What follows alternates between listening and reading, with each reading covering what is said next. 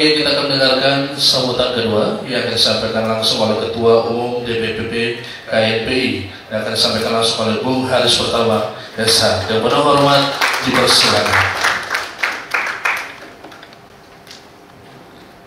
Assalamualaikum warahmatullahi wabarakatuh. Lukas MD yang diwakili oleh Pak Jimmy. Salam hormat kepada Pak Gubernur. Salam hormat saya kepada Kapolda Papua atau yang mewakili. Di sini saya lihat ada pelatih 3 dari Humas ya Pak. SDM. Salam hormat saya kepada Danlanut Jayapura atau yang mewakili, kepada Pak Danlan Ramal 10 Jayapura atau yang mewakili. Salam hormat saya kepada Kepala BNN Papua atau yang mewakili. Salam hormat saya kepada tuan rumah Bupati Kabupaten Jayapura atau yang mewakili. Di sini ada asisten 2 ya Pak ya, yang hadir di tengah-tengah kita. Salam hormat saya kepada Kapolresta Jayapura atau yang mewakili, dan salam sayang saya kepada Ketua DPD KNPI Provinsi Papua beserta jajarannya yang sudah bersama-sama saya. Bicara tentang bagaimana teman-teman pemuda Provinsi Papua, apa yang bisa dilakukan untuk tanah Papua ini? DPD KNPI selalu memantau seluruh DPD KNPI Kota Kabupaten se-Indonesia. Kita punya grup itu, khusus ketua-ketua. Jadi kita tahu bagaimana ada ketua yang santai-santai, slow-slow kerja dan lain-lain, yang lagi ribut. Dan saya jelas DPD KNPI mengatakan permasalahan Gubernur Papua hari ini, bahwa DPD KNPI pasang badan untuk mengkas NMB. Karena jelas yang kita pegang sebagai pemuda Indonesia adalah bagaimana nasib penegakan hukum ke depan di bangsa ini. Jadi tidak bisa lagi bahwa penegakan hukum ini dibuat carut-marut. Tidak bisa lagi mau semena-mena di Republik ini. Semua apa yang kita lakukan di Republik ini pasti ada catatan sejarah. Jadi yang saya dukung Pak Lukas ini, karena proses terjadinya tersangka itu sudah menyalahi aturan. Dan ini jadi sebuah kebodohan. Makanya beberapa statement DPP KNPI hari ini dipakai oleh pengacara Pak Lukas.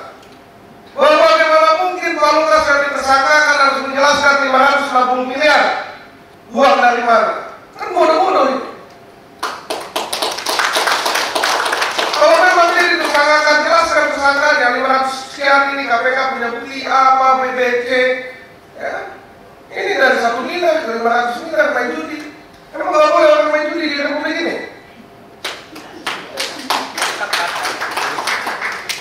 Ya kan? Emang nggak ada, emang cuma Lukas NMB yang main judi? Oh, kalau kita berikan data KNPI banyak di Filipina, ada itu orang main judi. Di Malaysia juga banyak pejabat-pejabat Indonesia yang main judi. Nanti kita kasih bukti. Di Singapura banyak, di Batam banyak lagi. Jadi nggak ada aturan. Nggak ada aturan bahwa misalkan Haris Pertama punya uang 1 triliun ke, 10 triliun ke, ada Bapak TNI ini punya 500 triliun, nggak ada aturan. Kecuali uang itu dari perampok dana negara, itu baru salah. Nah ini kan KPK tidak jelaskan itu. Jadi dalam menjelang pemilu 2024, semua kepala daerah kena injak semua. Betul.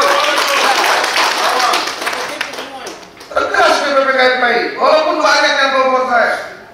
DPP KNPI punya sikap tegas bahwa meminta seluruh KNPI se-Indonesia untuk mengawal seluruh kepala daerah. Kita lawan kriminalisasi hukum ini. Politisasi hukum yang dilakukan oleh oknum-oknum yang mengatasnamakan penegak hukum.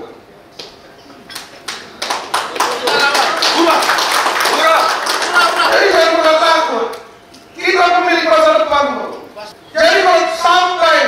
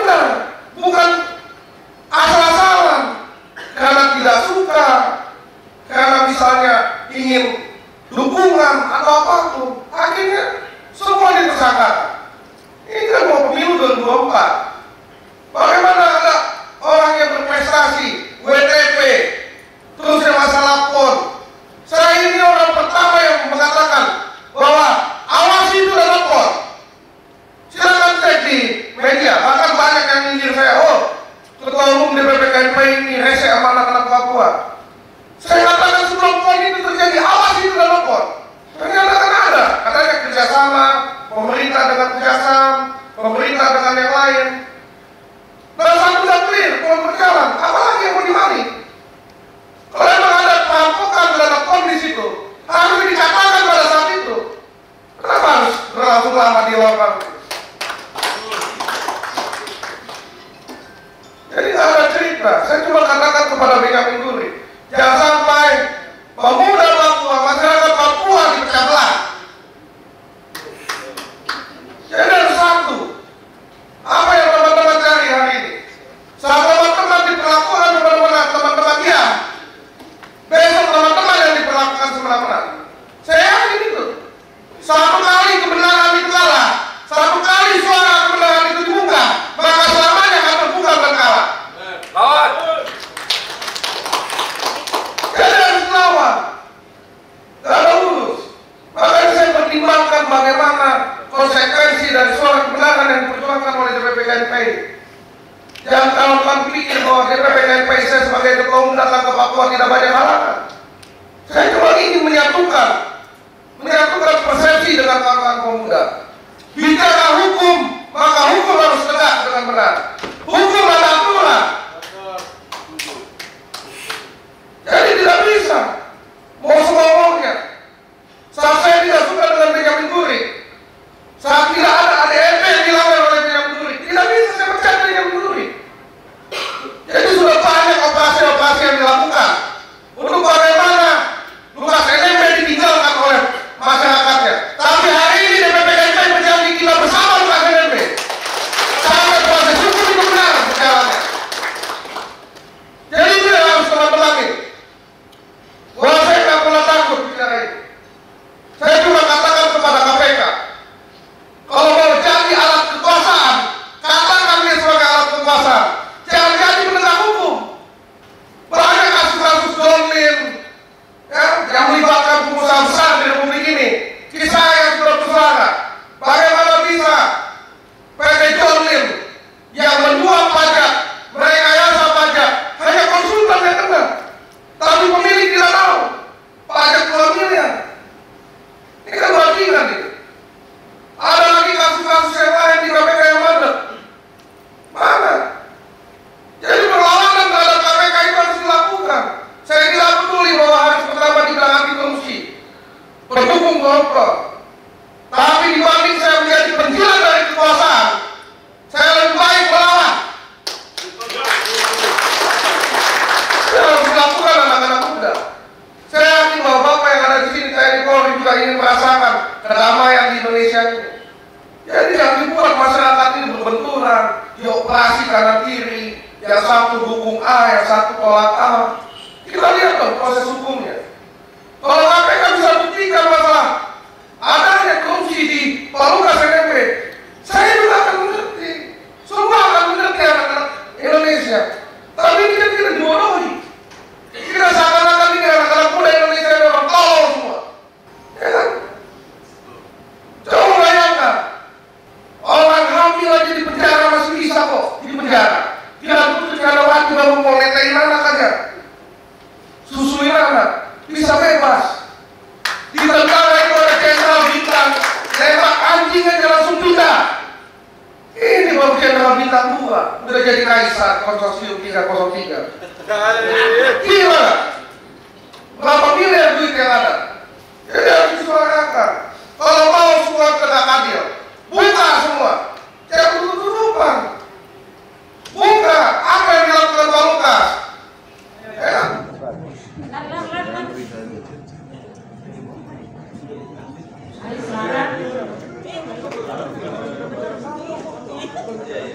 Intinya DPP KNPI mengamati ya kasus Pak LE ini ya, Lukas NMB, dan kita juga lihat teman-teman DPD KNPI Papua juga, Provinsi Papua juga mendukung Pak Lukas karena ada proses hukum yang cacat ya. Jadi DPP KNPI juga menginginkan hal yang sama. Kalau memang ada kesalahan di Pak Lukas, ya proses hukumnya harus yang benar dong. Jangan proses hukum yang barbar atau amburadul gitu, yang semau enak jidatnya aja. Kan itu kan. Kalau emang ada kasus korupsinya Pak Lukas, ya bicarakan, bungkap ke publik. Jangan dari kasus 1 miliar tiba-tiba ke 500 sekian miliar, ini kan gak ada hubungannya. Dan harus diingat, KPK tidak boleh berdasarkan hanya laporan PPATK menetapkan seseorang menjadi tersangka. Itu yang harus diingat oleh oleh KPK. Jadi KPK itu harus tetapkan dulu, ya cari 2 alat bukti. Jadi jangan serta-merta karena laporan PPATK ada aliran keuangan, tiba-tiba ditetapkan seseorang menjadi tersangka tanpa harus ada bukti-bukti penunjang lainnya. Gitu loh. Ya masalah judi kan gak ada urusan. Emang masalah judi gimana? Emang ada aturan pejabat negara tidak boleh mempunyai uang ratusan miliar atau triliunan rupiah? Kan gak ada. Tidak ada dalam hal apapun, undang-undang apapun yang melarang setiap pejabat negara atau misalnya ASN menjadi orang kaya. Gak ada. Selama itu hasil dari halal. Jadi masalah judi yang dilakukan ini kan masalah pribadi Pak Lukas, bukan masalah hukum. Kecuali dari 500 sekian miliar itu ternyata dari dana APBN atau APBD. Ya buktikan dong KPK, jangan dibalik. Masa ini kan jadi pembodohan publik yang terjadi di anak-anak muda Indonesia. Masa Pak Lukas yang dituduhkan sebagai tersangka korupsi, dia harus membuktikan uang 500 sekian miliar itu dari mana? Ini kan gak masuk akal. Ya harus buktikan KPK dong. Kalau memang ada 500 sekian miliar itu berkaitan dengan keuangan judi, habis itu ada uang negara yang dipakai dari 500 ini, ya KPK yang buktikan mana uang negaranya, mana korupsinya. Masa malah tersangka yang disuruh membuktikan uang itu dari mana? Kan ini pembodohan terhadap publik. Ya harus dikawal proses hukumnya dengan benar. Kita tidak bilang Pak Lukas ini tidak salah atau misalnya salah, ya. Jangan bicara salah atau benarnya, tapi bicara masalah prosesnya benar atau tidak. Kalau prosesnya tidak benar, lawan, nggak ada urus. Masa misalnya penetapan seseorang dalam penegakan hukum mau dibuat amburadul atau brutal, ini kan kekuasaan yang semena-mena ini yang dilakukan oleh KPK karena mempunyai super body yang bagus. Akhirnya dia semau-maunya menetapkan orang sebagai tersangka tanpa proses yang jelas, ya, abuse of power, itu aja. Dari awal kami sudah menyatakan bahwa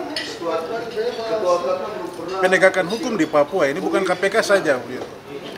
Kita mau bicara penegakan hukum di Papua ini dari sektor mana saja, ini selalu sesuka hati orang yang mau datang ke Papua begitu. Tidak pernah juga ada penyelesaian secara baik. Jadi kasus hari ini yang berkaitan dengan penetapan Pak Gubernur sebagai tersangka ini kan kita ikuti semua dengan baik ini. Duduk persoalannya dari mana? Kasusnya itu 1 miliar itu saja. Tidak usah kita bawa 500 miliar, 600 miliar. Ini penggiringan opini yang mengerikan yang dibuat oleh sistem di negara ini. Ini mengerikan itu. Seluruh media-media nasional bicara opini itu. Mahfud dengan PPATK. Ini pembunuhan karakter terhadap tokoh Papua. Kami minta seluruh tokoh Papua harus bicara ini. Karena ke depan ini negara ini akan sesuka hati membunuh karakter kepemimpinan orang-orang di Papua. Itu tidak benar begitu. Yang harus diproses KPK ini 1 miliar ini. Itu kan penetapan tersangkanya 1 miliar. Kalau 500 miliar judi, jet pribadi, ini bagaimana negara ini pakai sistemnya, Menko dan sebagainya ini untuk mencitrakan Lukas NMB seperti yang disampaikan Ketua Umum, menjauhkan Lukas NMB dari masyarakat yang hari ini sudah luar biasa masih solid mendukung Lukas NMB. Itu saja. Kasusnya yang 1 miliar tapi kemudian dikaitkan 500 miliar. Terus kemudian dong sebut-sebut, mari buktikan 500 miliar itu dari mana sumbernya begitu. Loh, kamu yang bilang ini katanya hasil korupsi. Sekarang kamu buktikan korupsi mana begitu. Ada proyek mangkrak. Ini PON semua sudah selesai kok. Baru sudah ada penilaian BPK, WTP. Proyek mana yang mangkrak begitu? Biasanya kan bukti dasar jadi dasar penelusuran itu bisa dari 500 miliar. Berarti ada proyek kegiatan pemerintah yang gagal penyelesaiannya gagal misalnya, atau gagal bayar misalnya.